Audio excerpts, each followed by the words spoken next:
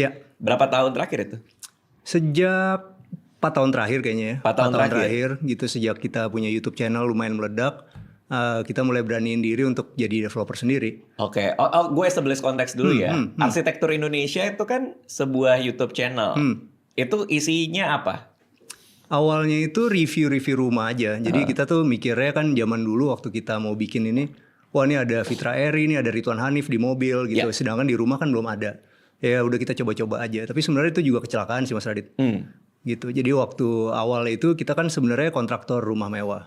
Jadi kita kerjain rumah di Kelapa Gading, kita ngerjain rumah di Kayu Putih. Habis itu kita juga ada workshop furniture kan segala macam. Nah waktu pandemi itu tiba-tiba semua pekerjaan kita harus di stop. Oke. Kenapa di stop? Karena kalau di rumah-rumah elit kayak gitu kan pasti Pak RT-nya lebih parno tuh. Oke. Ya kan, jadi RT-nya tetangga juga parno, semua orang parno lah. Apalagi zaman yang pertama-pertama kan serem banget ya Covid ya. Akhirnya ya udah kita harus pulangin 120 tukang waktu itu total. Dan itu mulanginnya seru sih. Jadi kita mulanginnya tuh pakai truk sampah gitu Mas.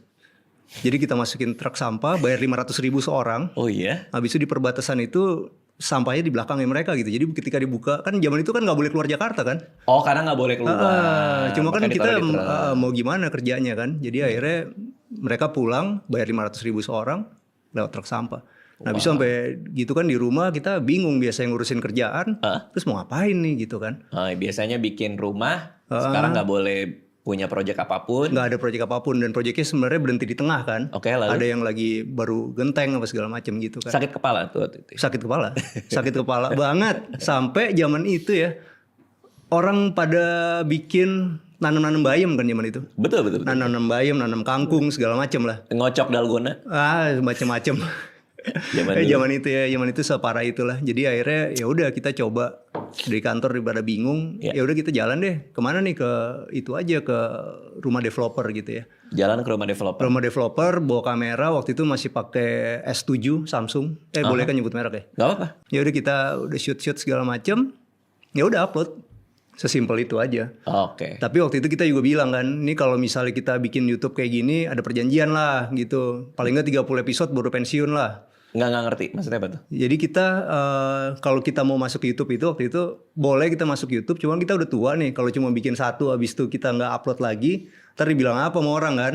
Jadi kita harus janji dulu nih kalau kita mau bikin 30 episode, habis itu nggak laku baru kita bubar ya udah. Komit gitu. nih. Komit nih. Lo ngomong gitu. ke tim maksudnya? Ke teman-teman ya. Di perusahaan kontraktor itu? Iya. Coba satu-satu ya. Perusahaan kontraktor itu apa sih sebenarnya? Kontraktor itu kalau di gua kan design and build. Jadi ada klien datang ke gua, dia minta dibikinin rumah, habis itu kita gambarin, ya kita hitungin RAB-nya, rancangan anggaran biayanya, habis itu ya udah kita bangunin gitu. Nah kontraktor itu bagian yang ngebangun atau lo gambar dan lo bangun termasuk Kalau pekerjaan desain itu kan konsultan, kalau build itu kontraktor. Nah kalau kita kan design and build. Oke. Gitu. Artinya ketika lo bicara tadi lo perusahaan kontraktor, sebenarnya lo perusahaan konsultan dan konstruksinya. Iya. Oh, jadi lo satu paket gitu. Satu paket design and build sebutan orang sini lah ya. Oke. Di perusahaan kontraktor itu ketika lo mencetuskan bikin YouTube, itu datangnya dari mana? Maksud gue kan ada banyak hal lain yang mungkin kalian bisa lakuin gitu. Maksudnya kenapa YouTube pada saat itu dan kenapa idenya dari lo soal itu? Sebenarnya dulu kita pernah nyoba bikin YouTube juga. Iseng-iseng lah. Bikin kayak apa namanya masak-masak gitu. Pernah bikin namanya Bineka Rasa Indonesia gitu. Pakai semen atau enggak? Belina waktu itu iseng aja gitu. Kenapa YouTube masak?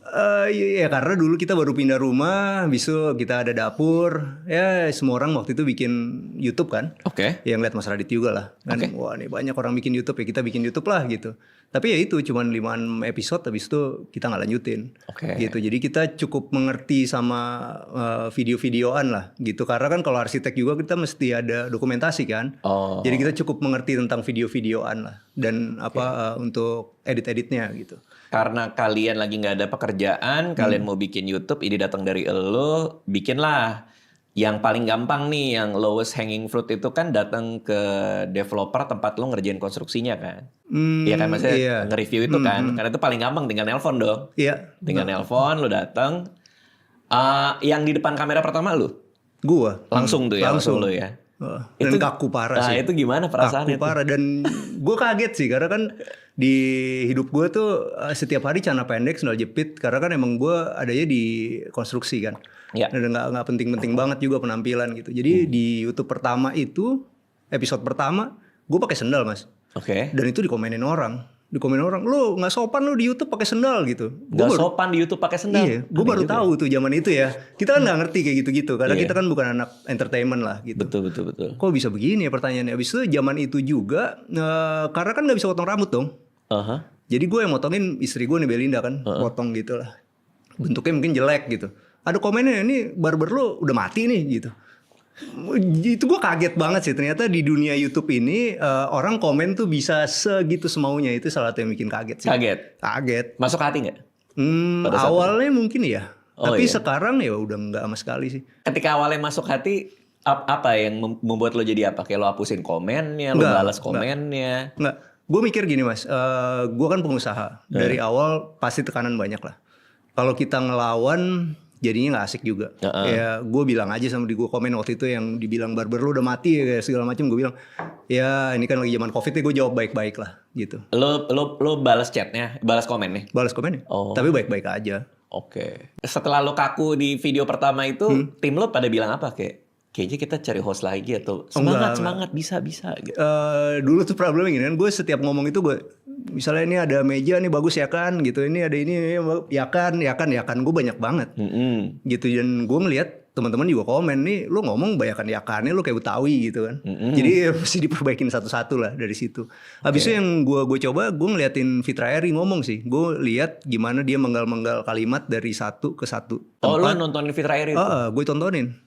Gimana sih caranya nge-host kayak begitu. Walaupun gue ngerti knowledge-nya gitu kan. Cuma kan gimana cara menggal-menggalin kata-katanya, gue ngikutin dia sih banyak. Berarti video kedua sudah ada perbaikan kah? Video kedua lumayan. Video ketiga lumayan. Video kelima, gue berpikir kita kayaknya nggak bisa cuman review properti aja. Kita mesti sharing knowledge gitu. Tentang gimana cara beli rumah pertama.